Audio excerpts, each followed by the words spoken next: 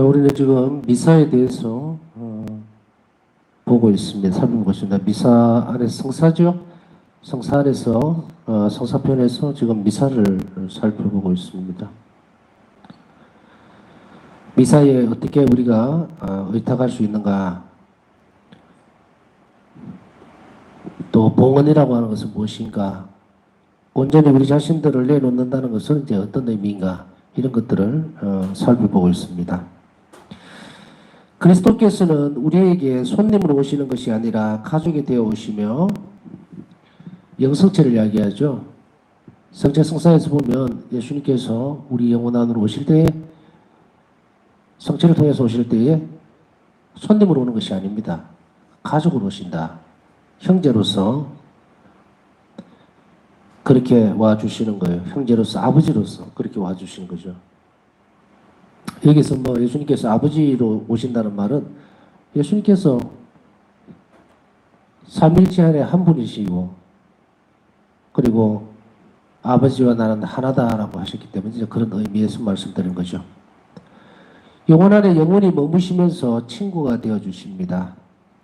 오 성체 안에 숨어 계신 예수님, 나의 사랑하는 스승이시며 신실한 친구이시여 언제나 저와 함께 하시는 이런 친구를 가진 제 영혼은 얼마나 행복한지요. 일기 877번. 영혼 안에 영혼이 머무실 수 있습니다. 친구가 되어주시기도 하고 또 스승이시면서. 그러나 죄가 없어야 되죠. 죄가 없는 항상 성완총의 상태, 그 상태가 되는 거예요. 은총이 가득한 상태, 은총으로 충만한 상태, 혹은 하나님과 일치될 수 있는 자격이 갖추어져 있는 상태, 그건 죄 없는 상태죠. 고해성사에 대해서 얘기하면서 충분히 말씀드렸기 때문에 생략을 하겠습니다. 근데 여기 일기 877번을 보면서 여러분들 어떤 생각이 드십니까? 성체로서 우리 안에 머무시기를 바라시는 예수님, 하느님이신 분이 우리 안에 오신다는 이 신비를 우리는 어떻게 생각하는가? 정말 놀라운 일이죠. 이 상황 자체를 놓고 보면요, 도저히 믿기지 않는 상태죠. 하느님이 어떻게 사람 안에, 이게 아니고 하느님이 어떻게 내 안에 오시는가? 내 안에 와주시는 예수님, 내 안에 와주시는 주님이신 분, 내 안에 오시는 영원한 생명의 주인이신 하느님. 하느님이 내 안에 계시고 내 힘이 되어주시는데 무엇을 두려워하는가? 세상을 살면서 무엇을 걱정하는 것인가? 그저 단지 우리가 할 수 있는 일은 예수님과 일치 문제, 그것만 신경 쓰면 될 것을. 그러나 이런 과정 또한 많이 사랑할수록 많이 느끼는 게 아니라 많이 사랑할수록 어떻게 됩니까? 많이 자기 자신을 드러냅니다. 드린다 이 말이에요. 봉헌의 삶이 깊어질수록 그 폭이 넓어질수록 이 세상을 살아가면서 별다른 걱정거리가 없게 됩니다. 아예 없게 되죠. 단지 걱정이 있다면 예수님께서 떠나시지는 않을까? 하느님에게서 내가 떠나지 않을까? 예수님께서 떠나시지 않을까 걱정하는 것은 내 상태입니다. 그것을 염려하고 걱정하는 것, 그게 우리 삶이어야 돼요. 왜 사느냐, 뭐 어떻게 하느냐. 삶의 의미는 그저 예수님과 함께 사는 겁니다. 내 안에 오시는, 추상적이거나 비상적이라고 얘기를 안 했죠. 영성체는 만질 수 있고 먹을 수 있습니다. 그렇기 때문에 결코 추상적일 수가 없어요. 실제적이고 현실화되어 있어요. 그래서 내가 영성체를 하는 순간에 내 안에 하느님께서 어떻게 한다? 존재하시게 된다. 이 놀라운 신비에 대해서 우리는 입을 떡 벌리고 아 놀랍다, 정말 경이롭다 이렇게 할 겁니까? 그것을 온 마음으로 온 영혼으로 받아들인다면 이제 오늘부터 여러분들은 자유예요. 자유. 사랑은 자유롭습니다. 하느님만을 사랑하려고 하면 그 이후에 내가 가지고 있는 걱정거리들은 전부 다 쓸데없는 거예요. 정말 쓸데없는 거예요. 그러나 꼬집어서 안 아픈 사람 없어요. 저도 탁 바늘로 찌르면 아픕니다. 그게 없어지진 않아요. 그러나 사랑에는 대가가 필요한 거예요. 희생이 없는 사랑이 가치 있는 것인가 라고 봤을 때 십자가의 예수님은 또 십자가에 달리신 예수님을 바라보면 그게 아니라는 걸 알 수 있어요. 사랑은 지독한 희생을 요구합니다. 그러나 요구되는 희생만큼 무엇을 보장받을 수 있습니까? 영원한 생명과 행복을 보장받을 수 있다면 그 희생은 아무리 큰 것이라더라도 너무도 가치 있고 어떤 것과도 바꿀 수 없는 것이 되겠죠. 우리 삶의 태도를 이렇게 보여드려야 합니다. 그냥 귀로만 듣고 머리로만 이해해서 되는 게 아니고 성체성사로 나에게 오시는 예수님을 정말 믿는다면 내 삶에서 보여드려야 돼요. 나는 하느님과 하나가 되고 싶다. 나는 하느님을 사랑한다. 그리고 예수님께서 진정으로 내 영혼 안에 오셨다. 그리고 내 안에 사신다. 그러면 그 사람은 표현을 해야 됩니다. 드러내야 돼, 현실에서. 입으로는 그렇게 믿는 사람이 또 그런다고 받아들인 사람이 현실 속 생활 속에서는 아주 쪼잔하니 작은 걱정거리만 있어도 놀래가지고 또 조금만 화가 나도 인상을 쓰고 다니고 근심거리가 조금만 있으면 막 화를 내면서 다른 사람들을 못 사게 굴고 그러면 그 사람이 그 받아들인 그 사랑이 맞다고 누가 믿을 수 있겠는가? 우리 주변에 있는 사람도 못 믿는데 하나님 믿어주시겠어요? 아니다. 이 말이죠. 사랑은 쌍방간이에요. 하느님께서 우리를 사랑하셔서 우리 영혼에 오셨다면 그 다음에는 내 사랑을 하느님이 받아주시도록 해야 되겠죠. 하느님께서 나를 사랑하시니까 뭐 그 사랑만 받고 모른 척 할 수 있는 거 아니죠. 그 표현을 그걸 드러내야만 어떻게 보면 우리의 삶은 예수님께 잘 보이기 위한 삶이에요. 잘 보인다는 것은 나는 예수님 외에는 필요가 없습니다. 나는 당신을 정말 사랑합니다. 그러니 나는 이 사랑을 이렇게 표현하고 싶습니다. 드러내고 싶습니다. 뭐로? 자비의 태도로, 의탁의 태도로. 그렇게 드러내면 하느님이 인정해 주죠. 받아들여 주죠. 그때 비로소 어떻게 됩니까? 이 사랑은 쌍방간의 통교가 이루어지는 거예요. 이렇게 움직인단 말이에요. 그래서 높은 데에 있는 산에 있는 물이 밑으로 내려오듯이 그렇게 흘러내리는 거예요. 흘러내려요. 그렇기 때문에 우리는 바로 파우사 성령의 이 고백, 이 일기에서 이 고백이 얼마나 행복한지요. 우리 스스로에게 한번 물어볼까요? 나는 행복한가? 나는 행복한가? 예수님만 있으면 나는 행복한가? 하나님 때문에, 예수님의 그 사랑 때문에 나는 오늘 하루 행복했는가? 행복한 순간이 있었다면 그것은 오직 예수님 때문이었는가? 하나님 때문이었는가? 우리는 끊임없이 반문하면서 이것이 아니라면 채워나가도록 노력을 해야 합니다. 그렇게 돼야만 우리 인생관이 바뀌고 그리고 하느님관이 바뀌어요. 하느님을 내가 어떻게 바라보는가? 예수 그리스도를 어떻게 인정하고 받아들이는 것인가? 한 사람의 태도를 보면 그 사람이 하느님을 얼마나 사랑하는지 그걸 보기보다 하느님 사랑이 그 사람 안에 머물러 있는가를 보게 됩니다. 이게 무슨 말인가? 아, 저 사람은 예수님이 참 사랑하시는가 보다. 그걸 어떻게 식별할 수 있습니까? 그 사람이 헌신적인 사람이면 그렇게 우리는 아는 거예요. 예수님께서 저렇게 사랑하시니 저 사람은 저렇게 선한 일, 그리고 항상 노력하고 항상 자비로운 사람이구나. 그 흐름을 눈에 보이진 않지만 느끼죠. 느낍니다. 그게요. 세상에서 감출 수 없는 게 사랑이라 그러죠. 사랑하는 것은 감출 수가 없다 그래요. 마찬가지로 우리가 예수님 사랑한다면 그 사람은 태도를 보면 압니다. 그 사람이 예수님을 사랑한다는 것은 사람들에 대한, 이웃에 대한 희생들, 여러 가지 특성들, 그걸로 보면 표가 금방 나죠. 그 다음에 가까운 친구일수록 서로 간의 신뢰가 크다. 그러나 만남이 부족하거나 혹은 그 만남을 멈출 때 이와 반대되는 일이 생긴다.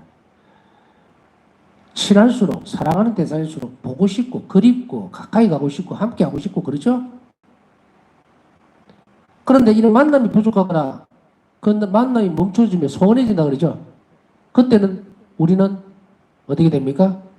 신뢰가 커지는 게 아니고 반대되는 일이 생긴다 이 말이야. 불신이 생긴다. 우리가 단순하게 우리는 그렇게 항변을 할지 몰라요. 아, 요즘 일이 바빠서 너무 힘들어서 코로나 때문에 내가 성당에 잘 못 갈 수밖에 없어. 그러나 내가 예수님을 얼마나 사랑한지 하느님은 아실 것이다. 예수님은 아실 것이다. 모릅니다, 예수님. 몰라요. 왜냐하면 그 상태를 예수님은 어떻게 받아들이실까? 불신으로 봅니다. 불신.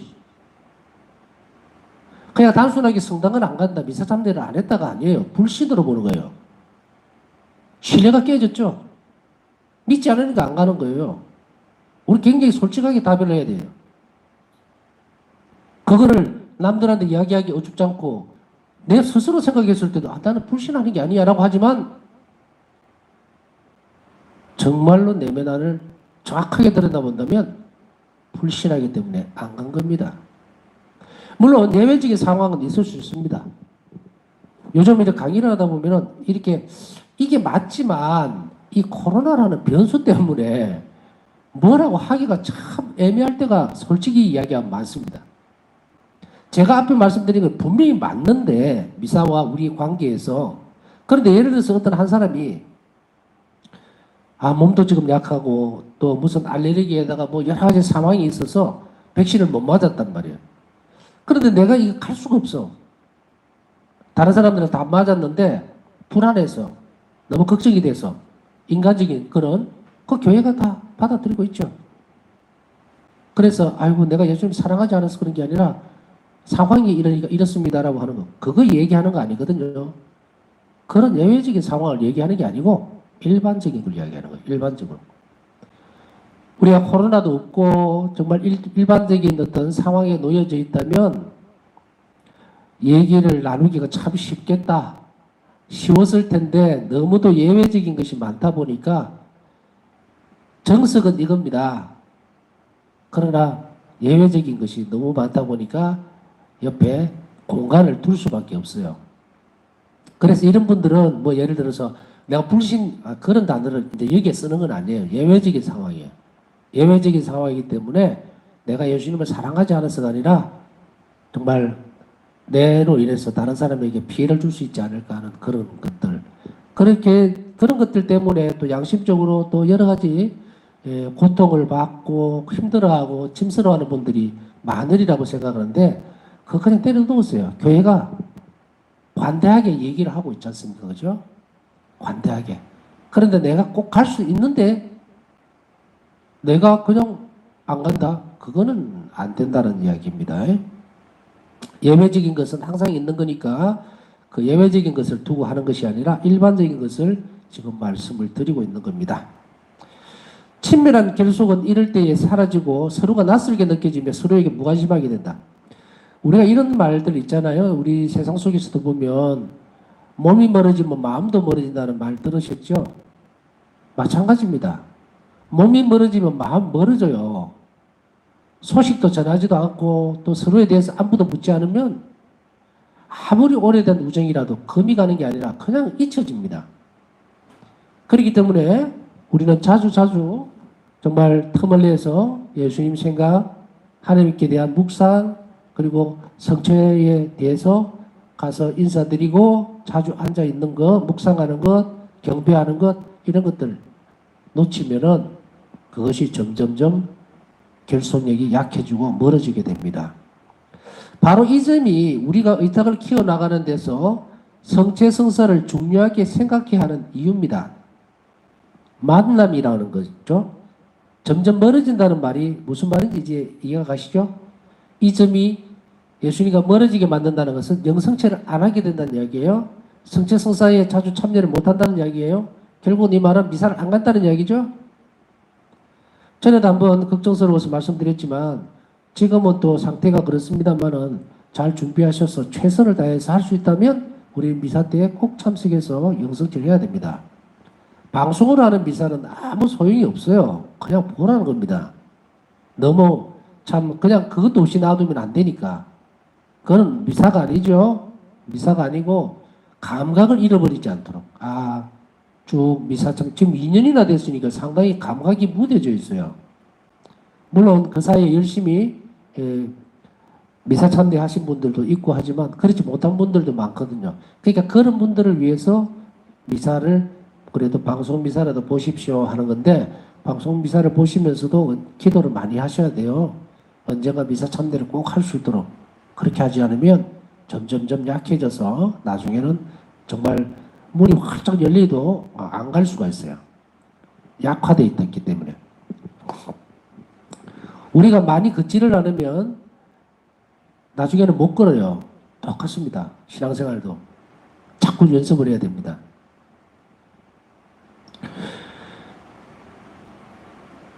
예수님과 함께하는 모든 만남 가운데 가장 완전한 만남, 즉 성체성사에서 예수님을 만나지 않는 사람은 결코 그분께 완전하게 의탁할 수가 없다. 의탁할 수 없습니다. 우리가 의탁의 태도 하면서 예수님 저는 당신께 의탁합니다라고 하는 그렇게 하는 사람이 미사참여하지 않고 성체성사를 통해서 오시는 예수님을 내 영혼을 받아들이지 않으면 그 사람은 의탁할 수 없어요. 절대적입니다. 이거는 우리는 의탁할 수 없어요.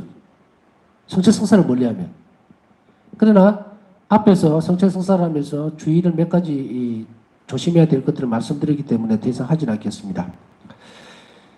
왜 의탁할 수 없느냐면 왜냐하면 잘 모르는 사람, 낯선 사람에게 우리는 의탁할 수 없기 때문입니다. 낯설어요.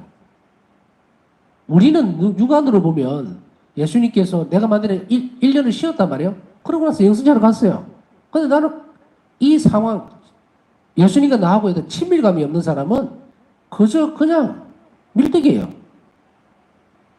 밀떡이 변합니까? 1년 지났다고 해서 무슨 뭐 크기가 커진다거나 뭐 동그란 밀떡이 쇠으로 만들어진 거 아니잖아요. 똑같습니다. 그 사람들 눈에는. 그러나 어떻다? 하느님 편으로 시선을 딱 돌리면 놀랍고 겁나는 일이 벌어지는 거예요. 낯선 사람이 제일 예수님은 너 참 낯설다 이러는 거예요. 낯설다. 친교 관계가 다 끊어져 버리는 거예요. 우리가 1년 동안 2년 동안 사람들을 안 만나다가 만나게 되면 어색하다 그러죠. 어색해서 할 말도 없고 쭈삣쭈삣하고 기껏 해봐야 몇 마디 얘기하고 나면 그동안 잘 지냈냐? 잘 지냈구나. 뭐 직장은 어디 다니는데? 가족은 어떤데? 부모는 잘 계시나? 그러고 나면 말이 없어요. 더 이상 진도 나갈 게 아무것도 없어. 그래 다음에 또 보자. 시간 나면 뭐 밥이나 한 그릇 하든 대화 끝이죠. 예수님께서 우리를 낯설지 않도록 낯선 사람, 낯선 대상에 우리는 절대로 신뢰할 수 없고 신뢰할 수 없으면 의탁할 수가 없게 됩니다. 이처럼 성체성사는 가장 중요한 부분입니다. 7성사 중에 가장 크다. 전에 말씀드렸죠. 예수님과 하나 되는 현실하고 화되고 실제적인 그 만남이 이루어지는 것이 이 성체성사입니다. 성체성사는 진실로 인간이 받은 모든 선물을 능가하는 가장 큰 선물, 즉 가장 완전한 만남, 신이 하느님을 만나는 것이다. 여러분들 이제 보면 우리가 이렇게 대화를 하든지 이렇게 하다 보면은 어떤 것이 있습니까? 저는 기도하면서 예수님을 만나고 싶습니다. 나는 예수님을 한 번이라도 봤으면, 꿈에서라도 봤으면 좋겠어요. 이런 분들 있잖아요. 오늘 답을 드릴게요. 여러분들은 이미 예수님을 계속 만나고 있으면서도 다른 생각을 하고 있는 거죠. 다른 생각을. 성체성사를 통해서 매번 예수님을 직접 만나면서도 모른 척 하는 거예요. 모른 척 한다. 그러면서 엉뚱한 곳에서 하느님을 찾고 있다. 다른 일을 하는 거예요. 혹시 묵주기도 하다가 성체조배 하다가 번뜩하고 뭐가 보일라는가? 혹은 눈 감고 있으면 뭐라도 하나 떠오르려나? 꿈속에서라도 예수님께 쫙 나타나셔가지고 뭐 사랑하는 내 딸아, 내 아들아 뭐 이렇게 해주기를 바란다? 이게 도대체 무슨 생각인지 무슨 말인지 모르겠어. 성체성사에 집중을 하면 성체 안에서 예외 없이 아까 얘기했듯이 물론 죄가 없는 상태입니다. 예외 없이 예수님께서 직접 만나주시고 귀를 기울이시는데 난 아무 소리 안 해요. 아무 소리도 안 한다고. 주부지나 뒤적거리고 빨리 마치면은 오늘 점심은 뭐 먹을까? 짜장면 먹을까? 짬뽕을 먹을까? 그 생각이 나고 있고. 아, 결혼식 늦었는데 왜 이리 빨리 미사는 안 끝나지? 그런 사람에게 어떻게 예수님이 당신 자신을 드러냅니까? 설사 드러내신다 하더라도 모른다고 할 건데.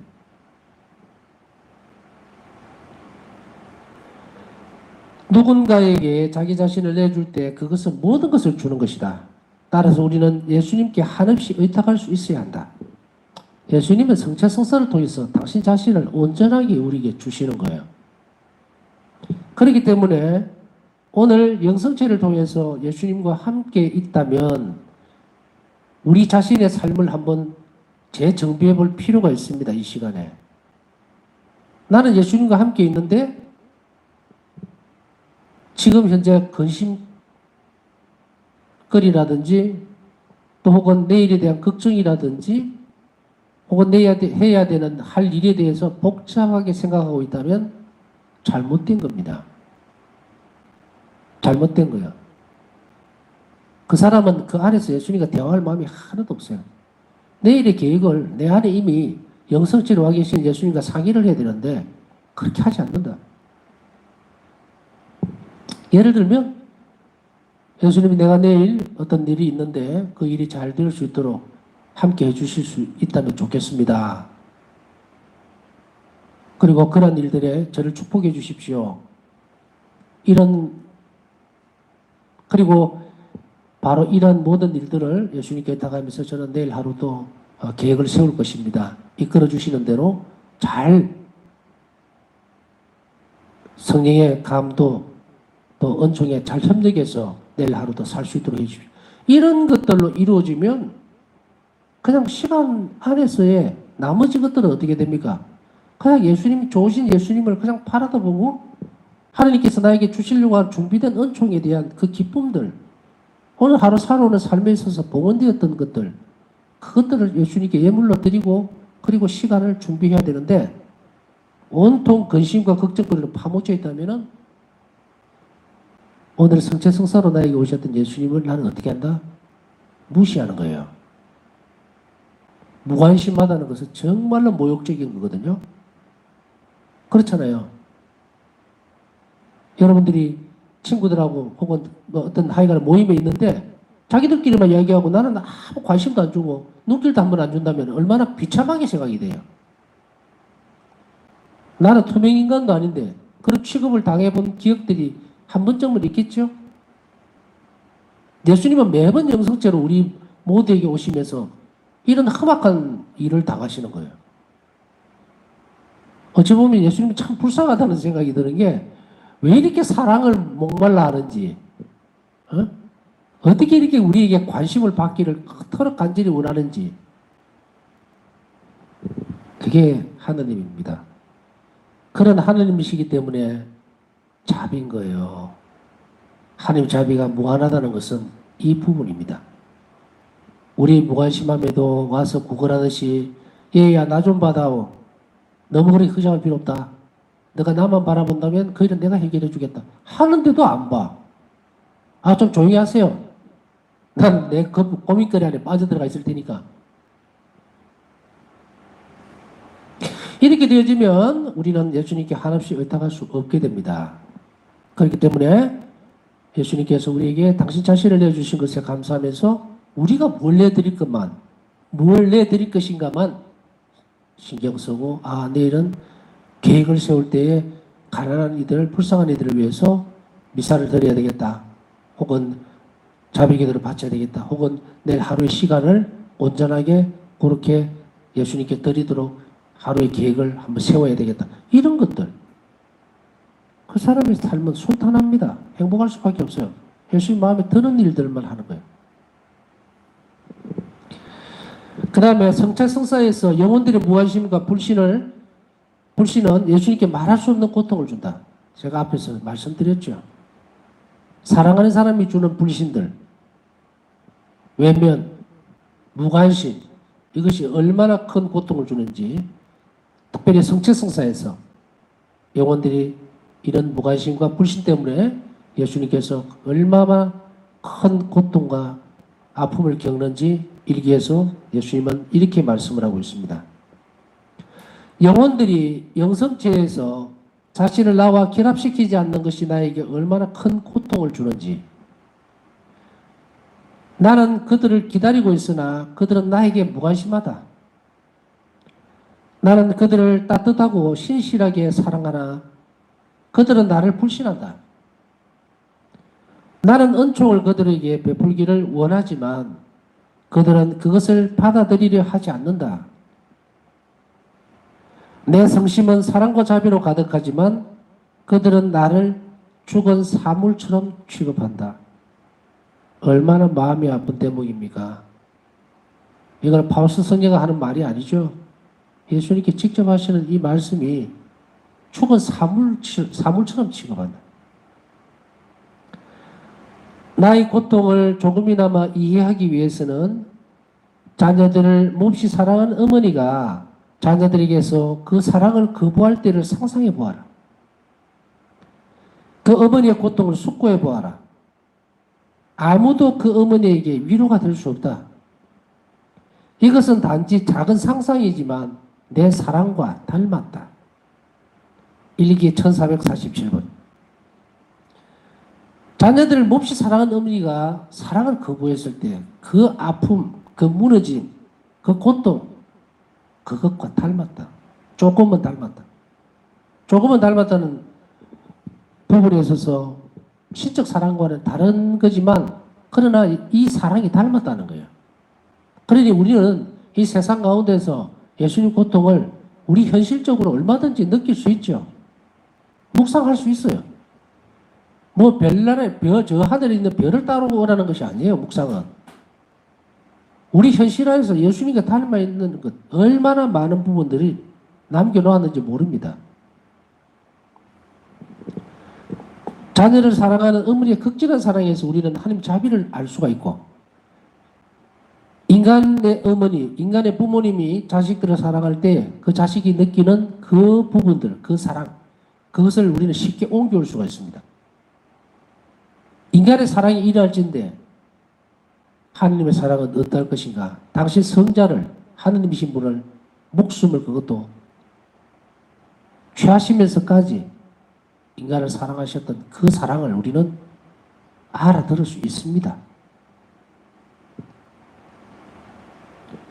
그 다음에 성체성사는 모든 은총의 원천이다. 성체성사가 얼마나 중요한 건지 아시겠죠? 지금 몇 번에 걸쳐서 이 이야기를 미사에 대해서 보고 있는데, 성체성사는 모든 은총의 원천입니다. 그렇기 때문에 전에도 영성치 않은 순간에 모든 은총이 주어진다는 말이 그 말이에요. 원천이 뭡니까? 원천이 셈이죠. 뿌리라 이 말이에요. 근본이다 이 말이죠. 그렇기 때문에 하루의 모든 일들은, 오늘 주일이잖아요. 이제 지나갔네요. 이제 밤이 깊었으니까. 여하튼 오늘 주일 미사를 드리기 전에 정말 일주일 동안 있었던 모든 일들, 잘한 일이든 잘못된 일이든 또 혹은 정말 하나님께 고통을 희생으로 바쳤던 것이든 이 모든 것들을 쫙 정리해서 하나님께 그거를 딱 예물로 봉헌했을 때에 그때 거기에서 주어져 있는 은총은 언제 온다? 영성체 때 온다. 영성체 하는 순간에. 이건 자비 축일도 마찬가지입니다. 자비 축일도. 자비 축일에서 오는 은총은 영성체에 있어요. 그래서 흠도 티도 없어야 된다.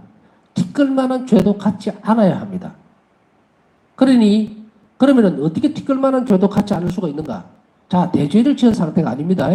하나 예를 들면, 그런데 오늘 좀 작은 정이 났어요. 화가 좀 난 상태에서 좀 불쾌한 말들을 내뱉고 왔어요. 이거 뭡니까? 소재죠? 막 의지를 주고 막 정말로 독서를 퍼붓고 싶어서 한 게 아니라 감정적으로 의지 없이 그냥 나왔던 그 부분들 소재입니다. 이거 어디로 가져가야 돼요? 고해성사 봐야 됩니까? 미사전에 하등통에는 미사 때에 통해할 수 있어요. 그러면 없어집니다. 왜? 용서받을 수 있어요. 이렇게 해서 영성죄가 준비되어져야 된다 이 말입니다. 물론 이제 그 작은 죄들까지도 영성죄 고해성사 때 기억이 나면 하지 말라는 소리는 안 합니다. 하고 싶으면 하셔도 돼요. 그러나 굳이 의무적으로 그걸 안 하면 안 된다는 것은 아니다. 물론 바오사 성녀는 아주 작은 죄라도 그렇게 고백을 했던 것으로 우리는 알고 있습니다. 자, 성세성사는 모든 은총의 원천입니다. 일기 살펴보죠. 여기에 당신 자비 감실이 있습니다. 여기에 우리의 모든 아픔에 대한 치료제가 있습니다. 오 살아계신 자비샘이시여, 당신에게 모든 영혼들이 이끌려옵니다. 어떤 영혼들은 당신의 사랑을 목말라 하는 사슴처럼, 어떤 영혼들은 자신의 죄를 씻으려고, 또 다른 영혼들은 삶에 지쳐 힘을 얻으려고 나옵니다. 성체성사에 모든 것이 들어있습니다. 그래서 미사는 기적의 연속이다. 이거 제 개인적인 말이에요. 매 미사 때마다 매 순간 기적은 끊임없이 일어난다.